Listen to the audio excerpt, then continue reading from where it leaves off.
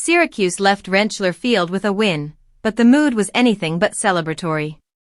Coach Fran Brown, in his second season leading the Orange, made it clear that surviving UConn in overtime was not acceptable by his standard. Minutes after the game ended, players were running sprints under the whistles of assistants, a punishment and reminder that sloppy execution and flat effort would not be overlooked. The Orange, heavy favorites against the independent Huskies, trailed 17-6 late in the fourth quarter. The offense sputtered for much of the afternoon, unable to find rhythm or consistency, and the defense gave up just enough chunk plays to keep UConn confident. Brown, who preaches discipline and toughness, watched a team stray far from the identity he promised when he took the job. His frustration boiled over as he described 50 minutes of football that simply didn't resemble the brand he demands. Still, there were moments of resilience that salvaged the night. Quarterback Steve Angeli, quiet for much of the game, suddenly delivered when Syracuse's season opener was teetering on disaster. He found Justus Ross-Simmons streaking downfield for a 53-yard touchdown, cutting the deficit to 5.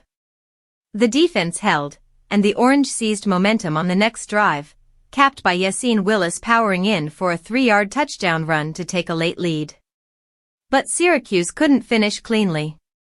UConn, refusing to fold, marched down the field and tied the game at 20 with a late field goal, sending the contest to overtime. There, Angeli steadied the offense again, guiding Syracuse to the end zone on its first possession. The defense, maligned all evening for missed tackles and blown coverages, stiffened at the most critical moment, denying the Huskies to finally escape with the win. The result pushed Syracuse to 1-1, but the journey exposed cracks that concern Brown.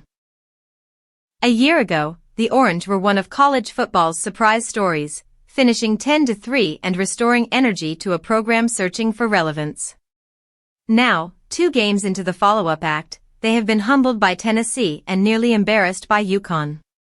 Brown's decision to make his players run after the game symbolized his message. Wins alone aren't enough if they don't meet the standard he set when he arrived from Georgia.